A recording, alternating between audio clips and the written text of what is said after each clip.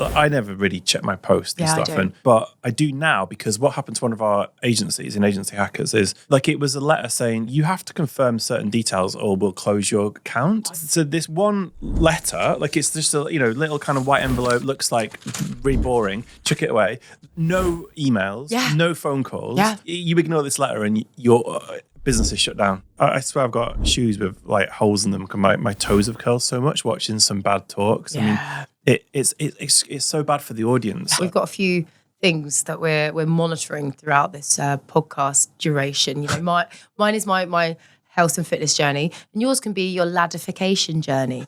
Yeah. Are you committing to it? No. No. Very much not. Hey, so in today's podcast, so we talk about Becky's vintage career.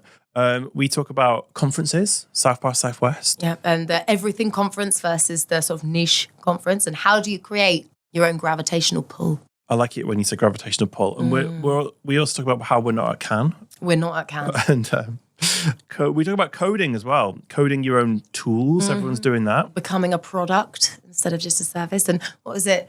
Service as a software. Yeah, it took us a while to get that one right, but we've got some interesting stuff there. And we also talk about scams. We've got our regular scam slot as well. Yeah. So. We also talk about public speaking and rehearse. That's important. Yeah. Sorry, I just left you hanging then. No, you did. You're like, yes. I was like, yeah, that's a good point to leave it. Yes. What have you done this morning? What have I done this morning? Because you said you had a bit of an emergency. I have had a bit of an emergency. Well, I had to go to Custom House and get my passport renewed at 8:30 this morning, which meant I was up at 4:45 so that I could get the 5 a.m. train, so that I could go and get my passport renewed and battle the train strikes that actually didn't seem to affect anything. So I was there like an hour early. These train strikes, they killed us this week because we had to cancel an event. Yeah. So, okay, why? But your passport had expired or what? No, it hadn't. It hadn't actually expired. It's just that it's over 10 years old. But the reason I had to go get it done is I'm doing a talk in Copenhagen next week. So imagine that. So, I've spent months writing this talk, researching the topics, fretting about it, getting all nervous about it. And then it was literally, I looked at my passport and I went, yeah, it's in date, it's fine. And then I looked at the smaller print, which is like, oh, it's actually more than 10 years old. So if anyone's passport looks like it's in date, check it's actually in date. Because if it's over 10 years old, it's not in date. So yeah, I'll have to go back there after this before then going on to another event this afternoon. But because it's a 4-hour turnaround, so you go in the morning and then they process it so and then they check it. Come here in between. Yeah, exactly. Well, it's 4 hours. What else have I got to do other than do a podcast? Yeah. Did you put something on LinkedIn about the ADHD tax of like? No, I absolutely didn't. But I mean, it is actually because to renew a passport, I think it's about 140 quid. To do it this way is about 250. Oh, man. I know. That's the real tax, right? I had something similar. Do you drive? No, I don't have a license. Oh, do you not? No. Why not? I just never passed my test. I'm a passenger princess. Some people are meant to drive and some are meant to be driven. Oh, okay. Well, one day, on your driver's license, it has your address. And when you move house, I never update it. But one day I came to work and my boss was like, we've had a letter that we've got to take like £2,000 off your wages. Why? And as worked out why. And it's because I got fined for, I'd been for I got a speeding ticket in Wales, right? Nice. And all the fines had gone to my old address because on the V5 vehicle document, I never updated that. So I had to drive. The only way to reverse this now was to actually physically go to Wales and go to the magistrate's court and get it all reversed. So just, anyone watching this, update your address on your V5 document, your vehicle V5 document. You know what, just do life admin. And we talked about this in the last pod, didn't you? That you just get Claude to do all of your life admin for you now and do all your stuff. I mean, to be fair, if I had that where it's like, hey, your passport's going to expire. I've booked you in for an appointment. All you've got to do is take the picture and send it. And that would have been just so much easier. But I just kept thinking to myself, I was like, oh, I should probably check that at some point. And then just completely forgot. Do you know the other thing you got to check? You know, when we came into here, like James, who owns this studio, he was like, "Oh, let me check my post. I never check my post, right?" Well, I never really check my post and stuff, and I, but I do now, because what happened to one of our agencies in Agency Hackers is, you'll get a letter from your bank and you'll think, oh, I know what this letter is. It's a statement, like just chuck it away or whatever, because I get my statements electronically. Like, it was a letter saying you have to confirm certain details or we'll close your account. I know who this is because he spoke to me about it. Really? Yeah. Well, is it Andy? Oh no, it's a different one. Right, yeah, it happens, oh my it God, happens to loads of people. Literally. Yeah. But it was a HSBC one as well. Yeah, it was HSBC. Oh no, this is Barclays. Oh, this one was HSBC. Yeah, they just love doing it. But got locked out of all of his accounts. Can't pay anyone. Yeah. And all the people have no salaries, mm-hmm. and you can't. So this one letter, like, it's just a little kind of white envelope, looks like really boring. Chuck it away. No emails. Yeah. No phone calls. Yeah. You ignore this letter, and your business is shut down. Yeah, it's mental. This literally happened like 2 weeks ago to my friend as well, who is sort of in the hackers crew. So I was Jay, not JJ, Arthur J. Okay, yeah. And but yeah, he called me up and he was like, "Oh, mate, this is just so stressful," and it's all because I just didn't open a letter. Because I'm the same. I really don't tend to open letters unless I'm expecting something. Yeah, if it's like a really thin letter, it's just like, oh, it's just some information I already have. Like, I'm gonna throw it away. The best one is when you get an email from your bank and it goes, "We've sent you very important correspondence online in your account. It's very important that you read this. You must action this and read it immediately." And you're like, "Oh God, what's happened?" And then intrigue gets the better of you, and you click open, and it's like, "Just to let you know that for savings accounts, interest rates are changing by 0.25%. Or like, "Hello, we are your bank," and it's just like, oh my God. So I just it's a bit of boy who cried wolf for me, because I'm a bit like, well, every time you tell me it's something important, I go, oh my God, and I get on my portal and I use my face and I unlock it and I go onto it and it's just like, "Hello, I'm your bank," and I'm like, "Great, thanks." I know that. I can't believe that's still happening though, because that's because the one I'm talking about was like a year ago, but that's still going on. That's bananas. Yeah. Tell us about what you're wearing today. What am I wearing today? It's a little Vinted number. So that is from Vinted. It is from Vinted. Yeah, because I knew it was from Vinted. Because it's just the sort of purchase from Vinted. How much did you pay for it? I think about 25 quid. But to buy one of these brand new, so you can get the one with like the rainbow on it, I think it's about like 90 quid for a Vogue jumper. Right. Is it quite retro? This is a proper retro one. I love. Yeah. Yeah, it's quite cute, isn't it? And also as well, since I moved over from blonde to a redhead, I found that like redheads in green is like a special formula, basically. Like, whereas I used to wear this when I was blonde all the time, and people would just be like, meh. Whenever I wear this now as a redhead, people are like, "That jumper." So, it's like colour theory. Are you getting a good reaction from it then? Yeah. Okay. It's good. Strong in green. What about you? Who are you wearing today, darling? It's always like, we always have to talk about fashion on this podcast. There's like, there are a few things that are inevitable: death, taxes, and we will talk about ADHD and fashion at some point. Well, I just wanted to talk about Vinted, but we can talk about what I'm wearing. I mean, this is the do you know the Couples? It's like this Paris French brand, and everything has this little weird badge on it, which I just like. It's a little badge. I can't. Is it? It's I don't know why it's my thing. And then this, I don't know where. I think this is from TK Maxx, but I like to wear this. Do you know what I tell myself? Do you know what the story is? What is the story when you wear this? You know how on Succession they wear quiet luxury? Oh, quiet luxury. Because I think this is only about 30 quid. But I like to imagine people look at that and think, he's a billionaire. because no one would think you're a billionaire, because that's a big logo. Billionaires don't have logos on. Billionaires do not have logos. They might think I am. They might think you are with your quiet luxury. I've got a friend actually who swears by the knitted quarter zip for that quiet luxury, like gravitas that a knitted quarter zip gives. Don't put Patagonia gilet over the top of it. Yeah, trying to split the G outside the pub. You know what else they do on Succession that like shows they're really rich? It's when they get into a helicopter, they don't duck, because apparently the wealthy people, they know it's not going to chop their head off. So, but is it the povos? But plebs, yeah. So whenever if I ever get, I've never been in a helicopter, but if I ever do, I'm not going to duck. So everyone knows that I belong. I got helicopter flying lessons for my 20th birthday and I was fucking petrified the entire time. He was like, now it's your turn. You can take over the controls. I was like, yeah! The entire time. I hated it. But yeah, so I actually got helicopter flying lessons for my 20th birthday. That's really like, that says there's something Becky Willis about that. In fact, the fact that you can't drive, but you've flown a helicopter. Yeah, exactly. We were talking earlier, you said your blue collar friends like this. Well, no, what I'm saying is that... And all I could think of was like, you've got blue collar friends.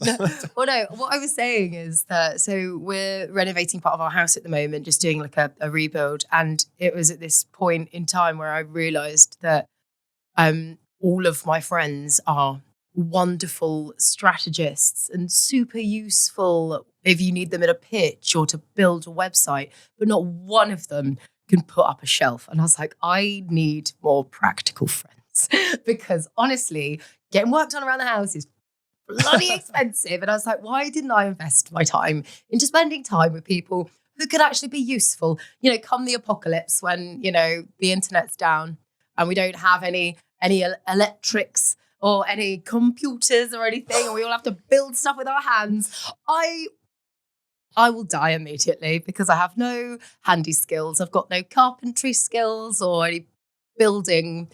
And yeah, I just realised I'd underinvested in my friend network early on because they're all just fucking strategists in marketing. Right. Love you all, by the way. You're amazing, but you're also useless. So when the apocalypse comes, you will like rank number 1 on Google because there'll just be no other website. Exactly. But, you'll have like the SEO sorted. Exactly. But yeah, I don't have like.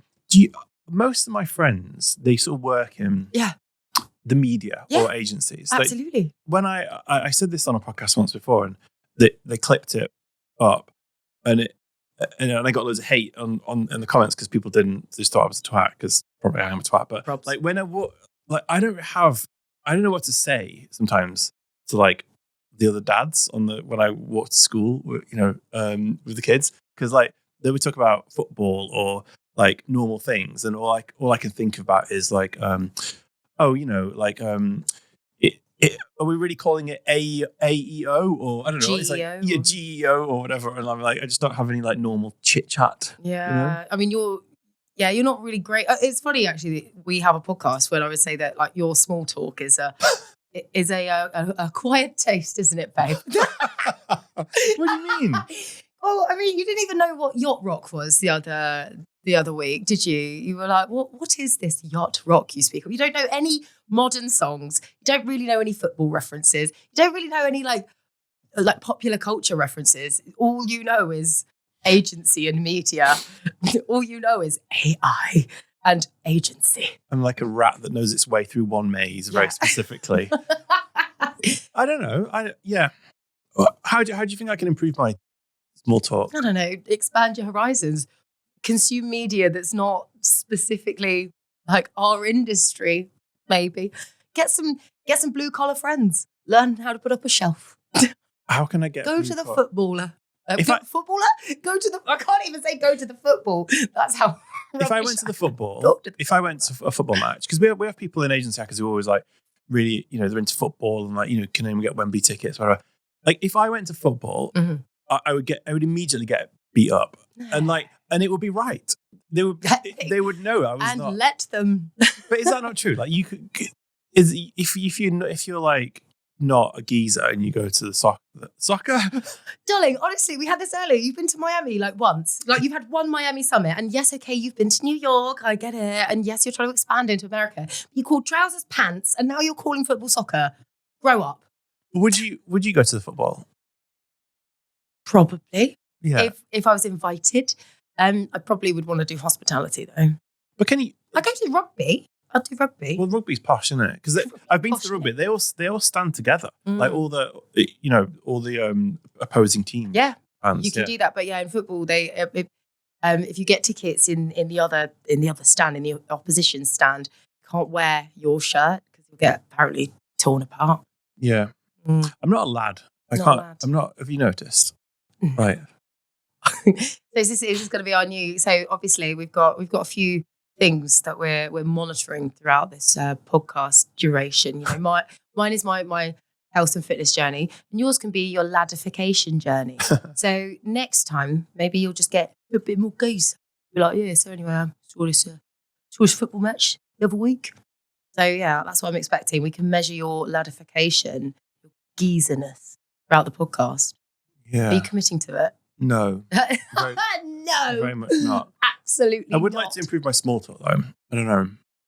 I'm just so bored. Isn't this like, can I just claim it's like a neurodiverse thing or whatever? And Well, just have no, that? because you're very sort of dismissive of it. You can't. I know, but you can't have your cake and eat it in. You can't be like, oh, can I just say that this is this, and then not go and actually get it diagnosed. So no, you can't have it. I'll be on the like ADHD bus if it excuses all my flaws. Like that's what I'll get on. Yeah, I don't know. Like, I'm good at asking. I think I'm good at asking questions to people at small talk. It's why you're the Louis Theroux vibe. That's we said that. Yeah, we said it last pod, didn't we? Who was it that said you were like Louis Theroux? Oh, it was someone in the feedback from Miami. But, I mean, it's true. He's probably not like the best at small talk, but he's great at asking questions. Mm. Sometimes when someone says like, one thing Louis Theroux does that's good is when someone's been a bit kind of like a bit of a dick or a bit controversial, he'll kind of he's got this way of like you're allowed to say that or something. Like he's good at he'll play like the fool, you know. And a few times recently, so I've been on a call with someone or whatever, and they've like particularly with Americans, like so, with people in the US, you don't really know what you're going to get if they're not from the coast, or you sort of don't really know what they're going to get. Like sometimes they'll just go on a random rant about politics. Brilliant. For no reason. So sometimes you have to kind of retreat into like Louis Theroux mode and like and just think, oh well, I'm now this just like anthropologist on this call, just like studying this crazy species. Like there's one guy, and we do a lot of events in New York because we just picked there because like I've heard of it and that's why. Because I've heard of it. And he was like, oh, I wouldn't really go to any events in New York, and I was thinking, why? Like there's the weather or what? And then I eventually realized it's because like it's a democratic city. It's a Democrat city. So I should have got clues because there's certain like people in the States you talk to who like all they want to do is talk about Austin. Like every second sentence is Austin. Like and like Austin, Texas, great place. But some people kind of I've noticed they sort of make it quite an identity. But yeah, there's definitely like a red versus blue thing over there. And yeah, I've lost my thread. What was I talking about? Know. But actually, you mentioned Austin. So that, I mean, what's going on this week in the UK is South by Southwest in the UK because they have it in Austin normally, don't they? Yeah. So yeah. Have you South by Southwest? Have you ducked into any of the South by bits? Have you braved the strikes and had a little look? What's going on? Well, our office is quite near where that's happening. Have you gone and had a look? My favourite sandwich shop, which is called My Favourite Sandwich. Right. Shout out. They were very busy, so I was mildly inconvenienced. But like no, South by Southwest, I don't know. It's a bit kind of like it's a bit high cotton for me. Like it's a bit kind of like now what's it for? Let's have Idris Elba talking about the future of self-driving cars, or it's like a kind of long. It's like an article in Wired, but in a conference. So everyone in there's an account manager that works for like a website agency a lot of the time as well. I mean, I like not that I'm slagging it off. I'm actually going to go. I'm going to check it out this afternoon. Are you? Yeah, because I've always wanted to go to the one in Austin, but it just seems like such a bonkers. I don't think it's the same. No, but it just seems like such a bonkers thing in Austin because it's like it's like a music festival and a tech festival, and it's like the everything shop of festivals. It's like I don't really know who it's for, but it sounds fun. Yeah, because you hear about it in Austin. People are like, are you at South by Southwest? And they're like, yeah, we're going to be drinking in the Thirsty Turtle or whatever, or we're going to be at like Bill's Ranch having barbecue, and it just sounds really exotic. You're going all around this great town, just exploring things. I've seen in Shoreditch, and it's like all the kind of little breakouts and stuff. The people are really huddled in a little like. There was one that was in like a little umbrella shop, and like it's just like kind of 15 people trying to listen to someone do a live podcast and no one can hear it. Like so, it just when I've been walked through, it's like I don't want to slag it off, but I am gonna. It's sort of like it looked a bit pathetic. Oh, pathetic! Yeah. Oh dear. But see what you think. I'm gonna give it a go because I'm keen to try and like I really love what a lot of people are trying to do to bring that buzz to London because I think Madfest is really fun. I mean, it's mental, but it is really fun. It's mad, eh? And I think if you look at your events, the hackers events, they're really, really clear of who they're for, what it's about. It's a very clear agenda, which I adore. I'll always come to all of your events. But yeah, there's something about like Mad and South by where it's just sort of like, don't really know who it's for, but I just kind of feel like I should be there.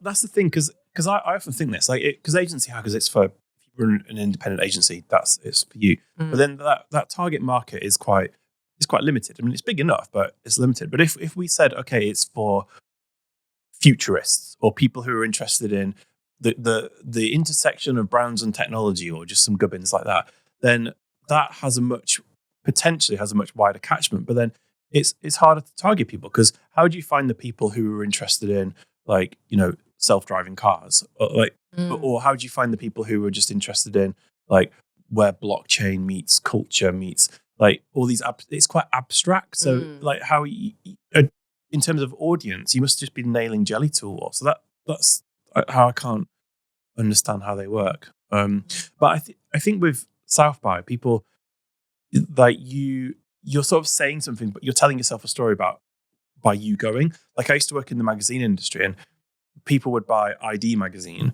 right? Remember ID magazine? There was on the cover, the model would always be winking. Okay, yeah, I think.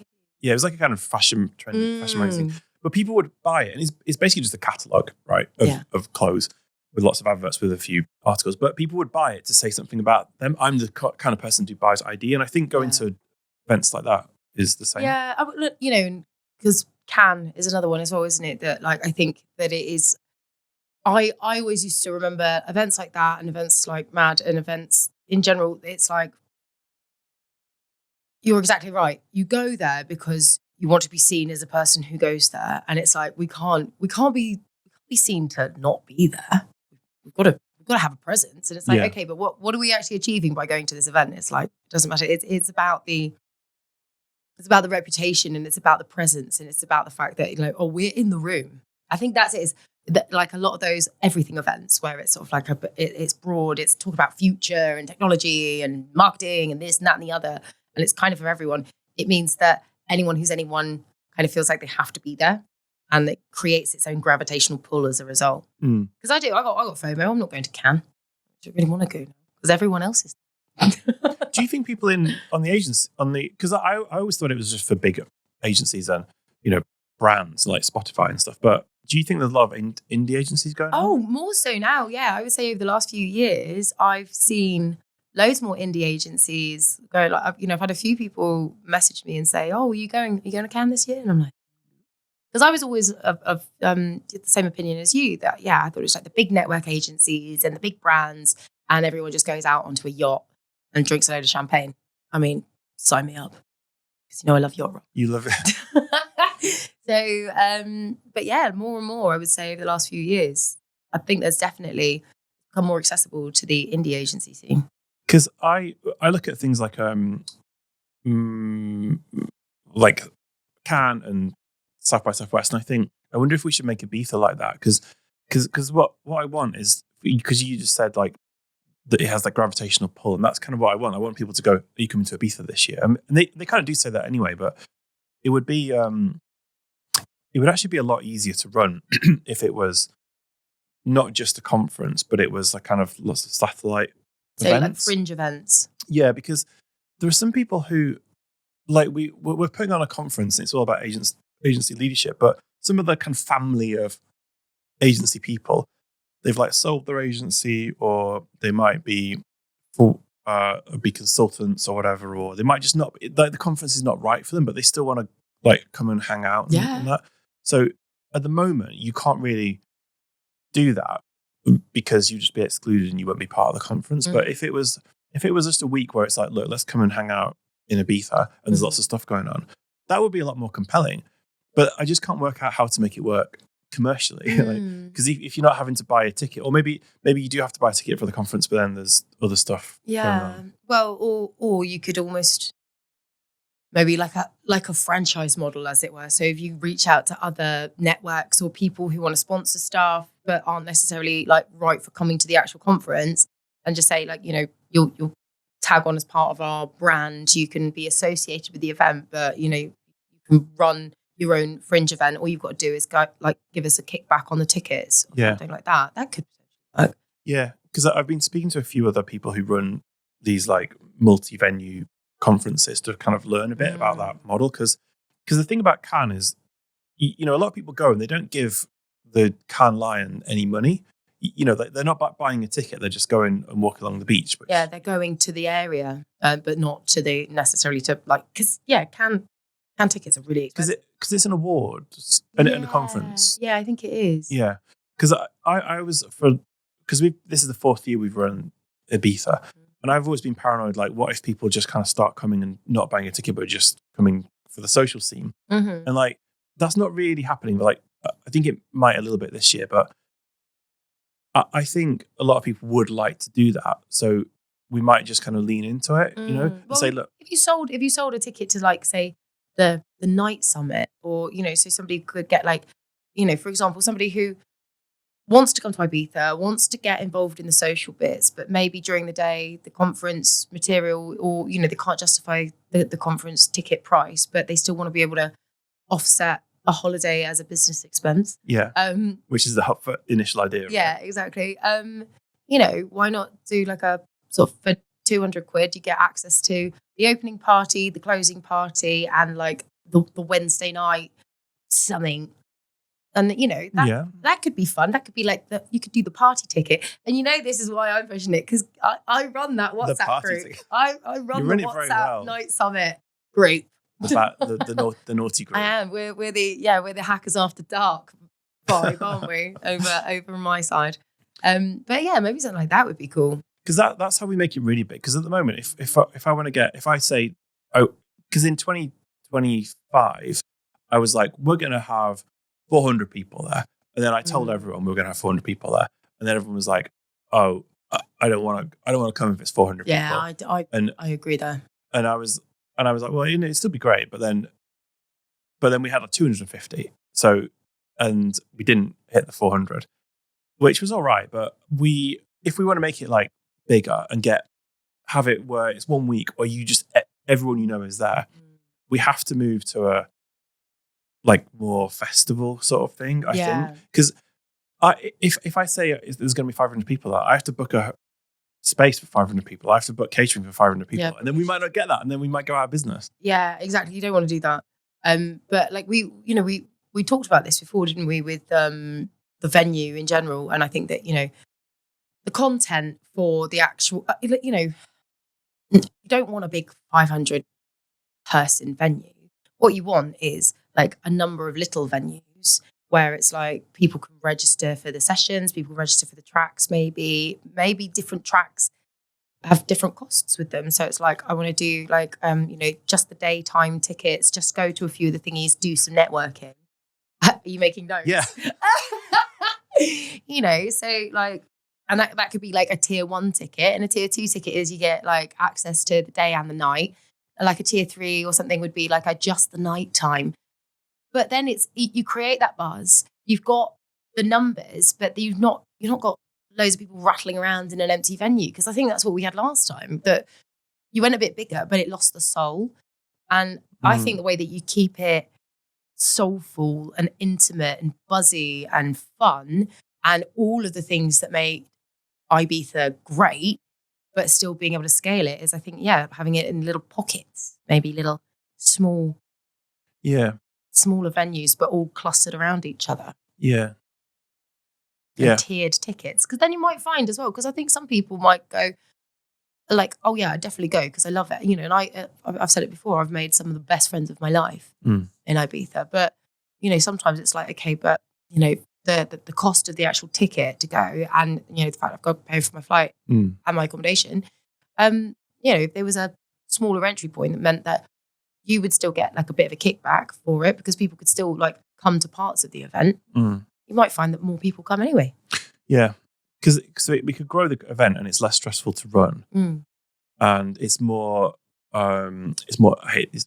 Why do I hate this word? I don't know. It's more inclusive. Like I don't hate being inclusive. It's just got love. Do you know what? We need like a cancel klaxon. Like every time I feel like you're like dangerously close to getting us cancelled, we need to be able to like a little panic button under the desk. Can we get one fitted like. It's just got a lot of baggage to it. It's just like stop it. What? No, I love being inclusive. Okay, good. But I like doing it rather than using hashtag inclusive. Okay, I've written that down. Thank you. Brilliant. That's good advice. You're welcome. What else is going on in the agency world? So I've got some things that have been happening because in Agency Hackers, we have our WhatsApp group. We do. And one of the things, so everyone, so Harvest, which is a tool some agencies use. They've been bought by Bending Spoons. Do you know about Bending Spoons? I didn't know about Bending Spoons, but I do know that everyone has been going crazy about Harvest and the pricing change. Yeah. I didn't know it was because of a company called Bending. Also, it's quite funny that like a quirky, fun sounding business has bought like a very sensible sounding business as opposed to it being the other way around. Yeah. Well, what was that? It's a bit like do you know what? I was going to say something else that you'll hit the cancel button. So I'm not going to. Bending Spoons. They're this like a private equity company, but they buy tech companies, SaaS companies, and they basically just put the price up. So like they bought Vimeo, and which we use for our videos, and they just doubled the prices. Brilliant. And they acquired Harvest, and they did. And someone said, has anyone fallen foul of Harvest's pricing changes this week? Our bill went from £195 to £1,950 a month because they changed the price. They based the pricing on the number of tasks you had set up rather than the users. Yeah. And then someone else says, "Yep, happened to everyone. Our auto renew went from 3K for the year to 22K." That's just insane. That's mental. Well, do you know what? Actually, there's a lot of stuff going on in the tech space at the moment because who is it? So Salesforce have just acquired Contentful. So a CRM system that's just now bought a CMS platform. So basically, like something that used to just be like a way of like putting contacts into your CRM and mapping that bit has now gone and bought the means to build big chunky websites. So that happened this week. Also this week, Sitecore bought. It's a verb, not splat or something, but it's like I can't remember the name of the thing now. But Sitecore bought an AI tool as well. Like all of these sort of CMS website businesses are either getting bought up or buying and making the sort of like mega big suite of like tech services. But like the other thing that I've seen that's come off the back of that in agency land is you look at the big networks, they're all trying to reposition themselves as tech companies now. If you look at like how they're doing it, they're all repositioning themselves to almost be like product houses and AI driven tool type businesses. But they're all being sort of restructured to be like tech businesses. That's what I've noticed. Yeah, what's it called? It's like services of software. Software as a service, SaaS. No, but, isn't it? What? But so that model I think you're talking about. It's like you literally just said SaaS. I know what SaaS is. Well, you're like software as a service. Yeah.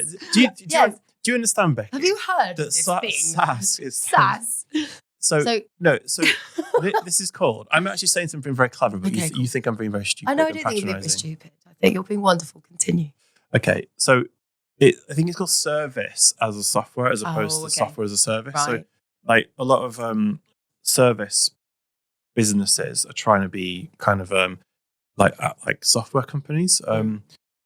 And in fact, in Ibiza, we've got a talk from Simon Penson on there's this convergence of software and service businesses that's happening.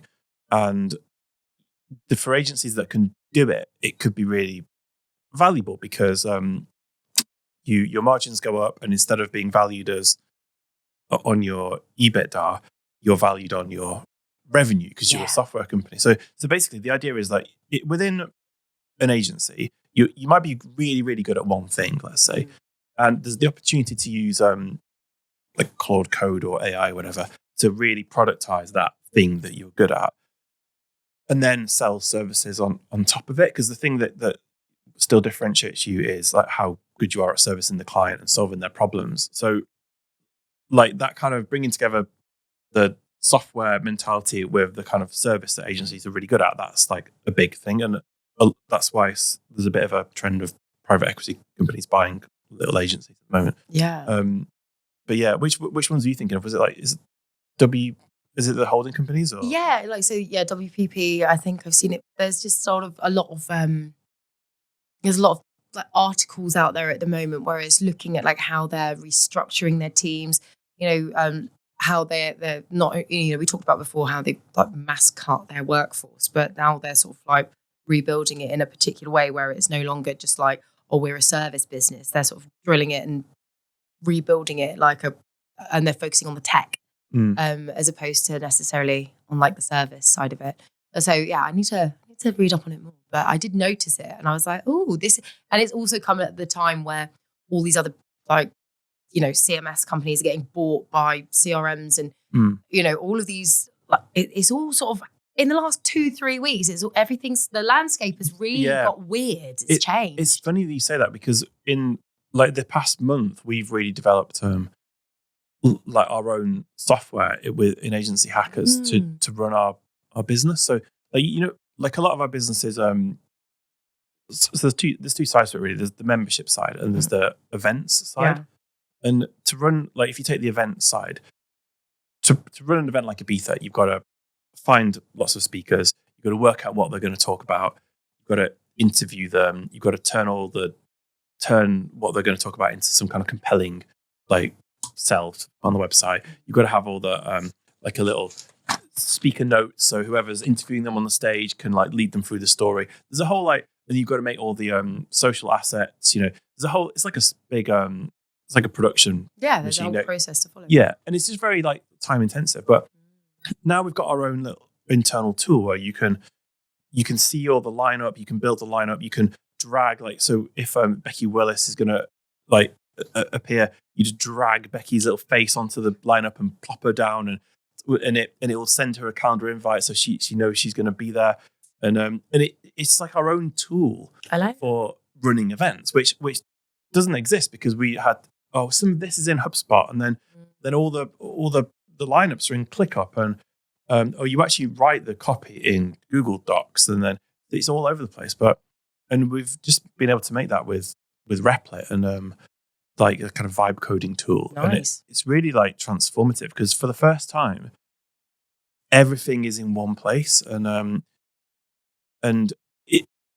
then you realize actually the hard bit of your business isn't the hard bit anymore, and so like it's just it's so cool, and yeah, I just wanted to talk about that really. That's super cool though. But I mean, speaking of which, you talk about like plopping my face and dragging it across. I'm hosting one of the panels at your Growth Summit in July.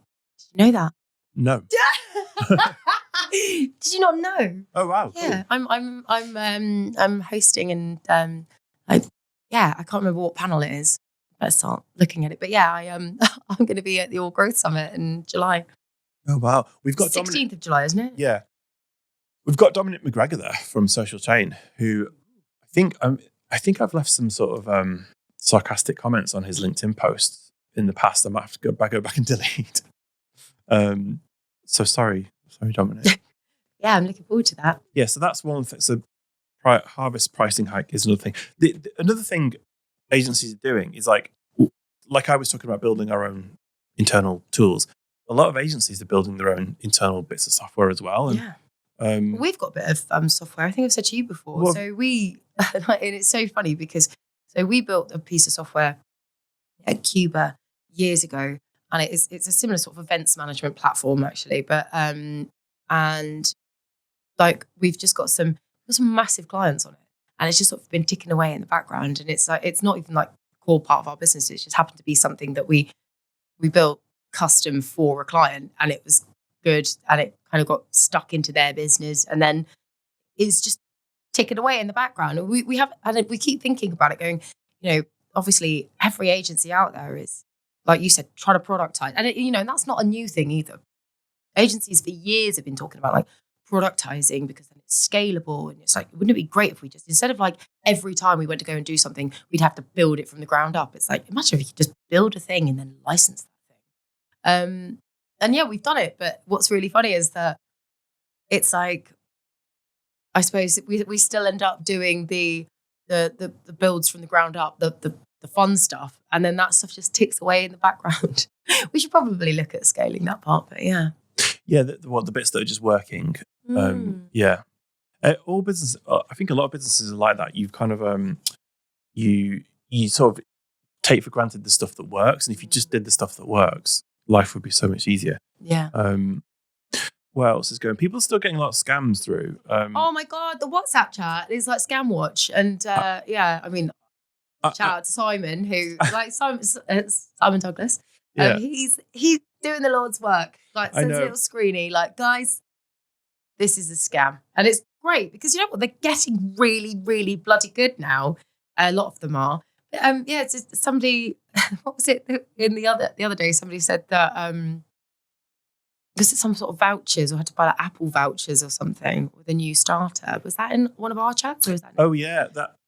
Yeah. So, and that's happened several times. So basically you have a new team member joins and they get an email from their new boss. Yeah. So you saying, hey, could you just run to the shop and get me £500 of iTunes vouchers and like either put it on your, you've presumably got like a Soldo card or whatever, corporate card, or put it on your own card and I'll pay you back.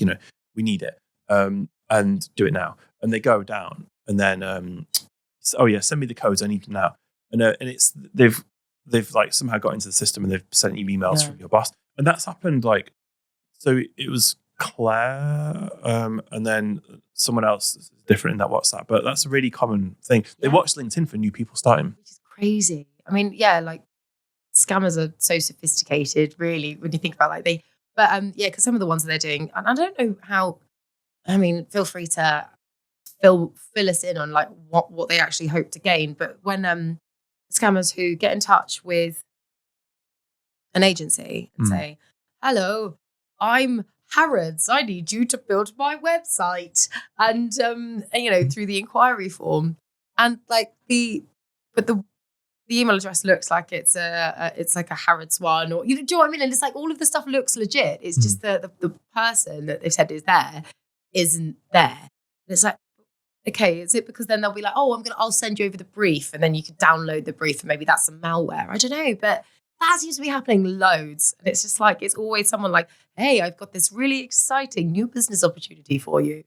Yeah, what do you think the angle is? Like, either malware or they'll go, okay, we need like a security bond or whatever. Like if it's, because in like the Middle East, in the Middle East they do that, don't they? They do security bonds. I know loads of agencies who have had to put the performance bond up front before they start building a website, for example. Yeah, so because there's because Claude can make websites like all these kind of fake websites. They look like they've got this kind of created in Claude feel about them. Like, and someone was saying, like the phishing pages that are aimed at agencies, it's the same tells you would spot in a junior's portfolio. So like slightly too clean layout, generic copy. So like that's quite a good defensive skill people need. Like is recognizing AI generated scam infrastructure. So it's a bit like the school summer fairs, and have you seen this where it's like they all have the same like AI generated posters? It's all like the same style cartoon, and it's all like, oh, summer fair, and it's got like little balloons and a cake on it, but it's the same font. And there's a fence and a horizon and a sunset. Exactly. And it's like Teletubby. And it's got all of that, and it just screams someone's like washed it out on ChatGPT, because all over the country overnight, all of these school summer fates all had the same poster, didn't they? So it is a bit like that. There are some tells, and you know what? I think it's funny that my 11-year-old, he is super super hot on things. You know, he'll sort of like if he sees something over my shoulder, and he'll be like, "Well, that's obviously." Like he's got AI goggles built in. He's immediately suspicious of content until proven that it's real. As opposed to like I think our generation where we have to like we assume it's real and then we go, hang on, wait, give me a minute, let's just actually check. So yeah, Henry is, and I think a load of kids who are sort of they're not quite AI native because you know they remember things before. But they're very, very switched on. I've noticed it with that generation. They're very suspicious. But I think in general, I think we are getting a bit more suspicious and a little bit more. I saw something on LinkedIn the other day, and somebody literally was like, "Do you know what? I'm just going to handwrite my LinkedIn posts now and take a photo of them, so you know I haven't used AI to make this." And it's like the thing is as well that before it was the M dashes. First they came for the M dashes. As though everyone took the M dashes out of their thing. And then it became it's not an X problem, it's a Y problem, which is like in everything. It's like, it's not this, it's this. And so then people start to change that in their writing. And then it was the short sentences. It's like, just think for a minute. And it's like, you know, like you see people on LinkedIn, and if they've got the M dashes, if they've got it's not a performance problem, it's an attribution problem. Or something like that, and it's just all like that. And then they've got the really short sentences and like the one word, like the 4-word paragraphs. And that, you know, it's AI, but it's sort of almost like every time you identify what the trends are and the tells are, like a new one starts to come out. So you've got to stay just slightly ahead of it. But yeah, I mean, it's weird. I feel a bit like Neo in the Matrix. I look around, I can see it for what it is. I'm like, oh, for God's sake, AI. Well, it used to be a real superpower, like that if you could write in a good way and powerful way, you would get the likes and get the attention. But now anyone can do it. But it's like in speech writing, because there's, you know, like the term claptrap, like that comes from there was literally something in speech writing called a claptrap, and what it is, it's so you're a politician, you're saying so we will win and we will deliver and we will generate success, and it's like the power of three. It's a duh, and then you can't not clap, like so that's why it's called a clap trap. Yeah, and it's also but you also did that, say the duh, which is the clap trap, but then you also did the power of three. Yeah, and that's the other thing that like AI has now latched onto, because it'll be like, you know, better websites for you, better websites for your clients, better websites for the future. Yeah, and it's like it's ridiculous. But yeah, I mean, I studied English for years to like put all of this stuff in my writing to make sure that I was using punctuation in a particular way, like all of these literary devices that were sort of baked into my writing. And now I've actually started, so I'll write a piece of content and I deliberately go back through it and make sentences a little bit more rambling, make them a little bit too long, use slightly more informal, less like corporate language, even when I'm writing to a prospect in an email, instead of like, thank you for your email, I've thoroughly, I appreciate the opportunity. It's just like, cheers, mate. You almost have to like, almost like force personality back into your writing, because otherwise you run the risk of it looking like it's all AI generated. And because I think a lot of things have become homogenized now. So I'm like, I go out of my way to go, that looks too polished. Actually, that doesn't feel like it's me down the pub enough. And I'm having to like force my personality back into my writing. I'm having to change my habits. Yeah, that's 100%. And I think you have to just have better ideas. Like that's what I've realized. Like you've got to have more original ideas, because it's now like the fact that you can write in a kind of compelling, catchy way, that's just like table stakes now, because anyone can do it, but not everyone can have like interesting things to say.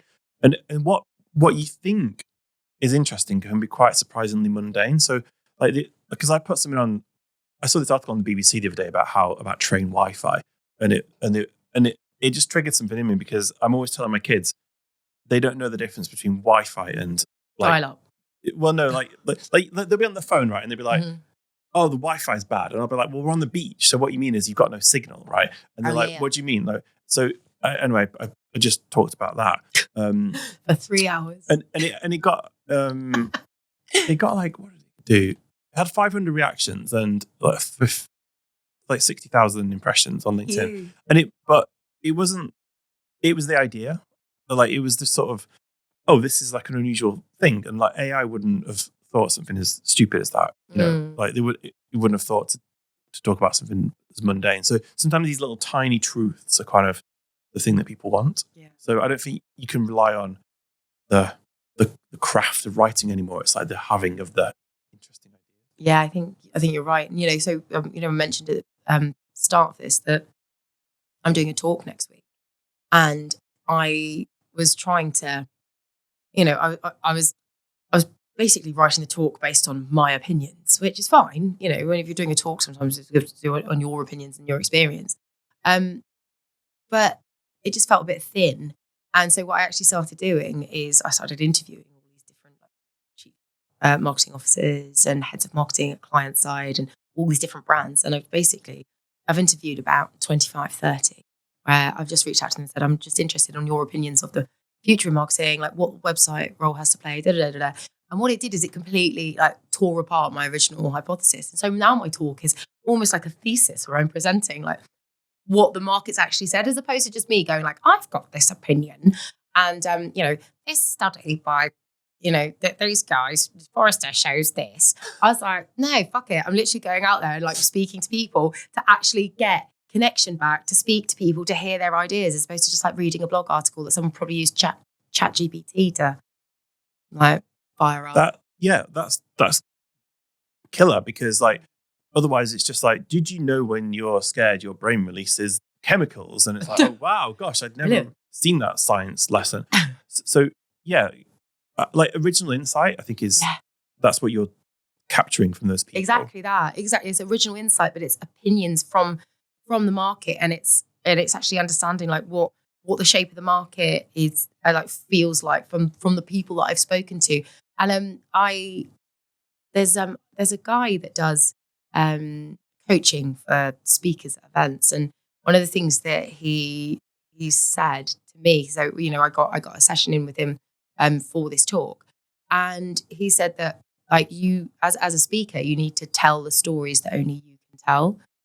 You've got to come in from the angle of you can't just go up and read something that ChatGPT wrote. Websites are important. You have to talk about how I found it, and who did I speak to, and what journey did I go on, and what story is it? And I think that this is the problem we're facing in our content, is that people aren't writing about or not talking about the things that only they could talk about. Yeah, that is a very good insight, because you wouldn't believe how many people don't understand that, because we do 25, 30 live events per year. And so we get loads of speaker submissions, and a lot of it is just stuff. It's kind of best practice advice. Here are some ways to kind of improve your SEO, or here are how to grow an agency. And you dig into okay, what's your experience with this? What's your kind of, and what they've done is they've just read stuff that they're gonna kind of regurgitate. Yeah. Because there was a time in the noughties and the 2010s where if you sort of read 3 books on something, you knew more than 99% of people, so you could position yourself as an expert, and people did that. But now we don't want the information. We want your we want your hot take.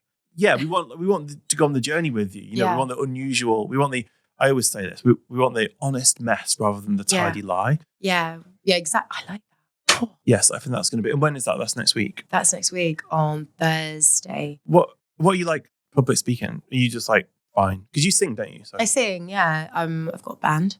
Shout out to Six to the Bar. It's interesting actually, because I've done theatre. Surprise, surprise. I've done theatre.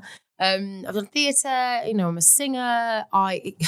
My job is to stand up in a room full of strangers and pitch an idea to them. That's kind of my entire career, and my identity has been based around standing up in front of people I don't know and doing something that makes me feel uncomfortable, whether it is singing, whether it is acting, whether it is presenting. But there's something about public speaking that is still, I used to debate for South East England when I was 17 as well. And I've debated in the House of Commons. So I've done all of this stuff, but it still scares the crap out of me when I'm getting up and doing a talk about something that's my opinion and it's actually my personality. I mean, this is different because, we're talking to each other. It feels a bit more like conversational and intimate, but standing up and presenting my idea for 45 minutes to a room full of people with no persona to hide behind, no sassy, diva belt, like I'm singing Lady Marmalade. Like, I'm not doing any of that. I'm stood up there actually bearing my soul a little bit and talking about my opinions that could be disagreed with is fucking frightening. It's absolutely petrifying. I mean, I'm bricking it. I'm really bricking it. I know I'm going to do well. And if I don't, no one will die. What do you think could go wrong when you get scared of it? What do you imagine happening? Corpsing, that's the big one, where you're just up there and your mind goes completely blank and you'll be halfway through making a very salient point. And then, this is what the research showed and did it. And then you just forget and corpse. Yeah. That would be awful. I've seen a talk once before and it was so chaotic. She was obviously so nervous. It wasn't a hackers event, so it was all right. But she got up on stage and she was just like, oh my God, I'm so, and it just to watch her, it was like a Labrador, like bounding around, but like didn't make any sense, didn't make any points. The minute she finished her talk, everyone sort of looked around in confusion and went, what's that about? And I think, that's the other side of it. So, the one side is that I corpse and I don't say anything, or the other side is that I get overexcited, go off on one, and then everyone gets leaves with just a sense of like, literally have no idea what was just said at me for 45 minutes. What the hell is she talking about? She doesn't know anything. So yeah, I think those are my two big fears. That or, just falling over and, like falling over face down, wearing a skirt and my arse is on show to a whole room of people. I mean, that's the other thing that I suppose the worst that could happen. I swear I've got shoes with like holes in them because my toes have curled so much watching some bad talks. Yeah. I mean, it's so bad for the audience.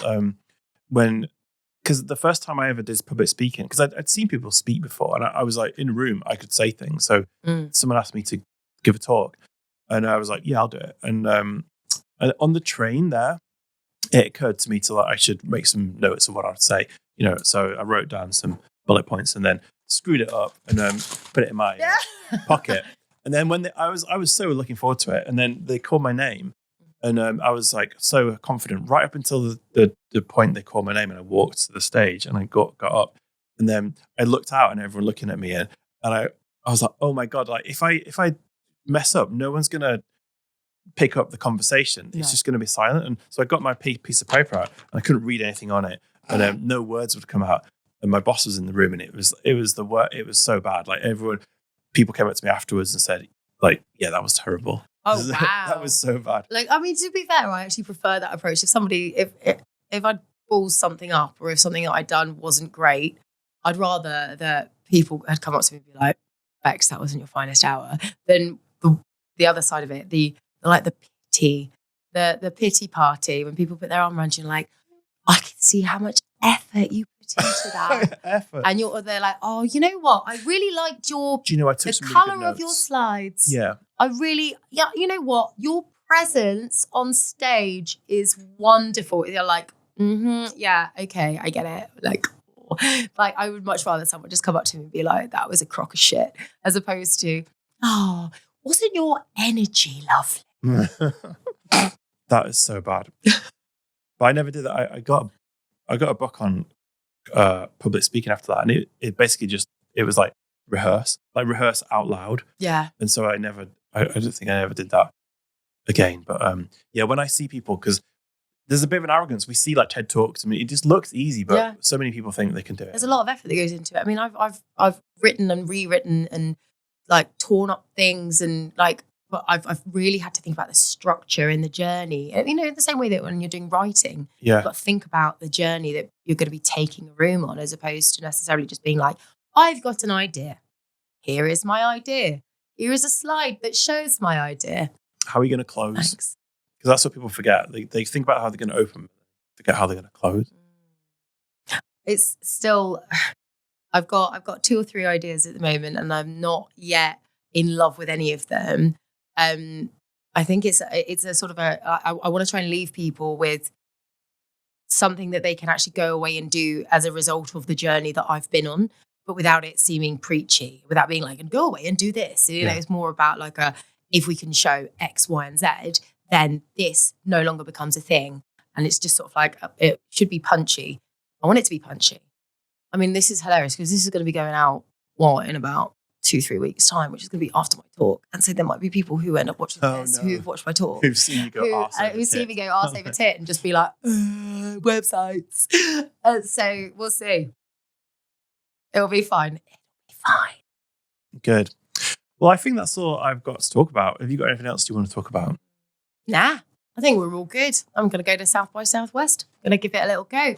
And I'm going to rehearse my talk because rehearsing is the important thing to do. It is. Rehearse it out loud. Out loud, not in your head. Not in your head.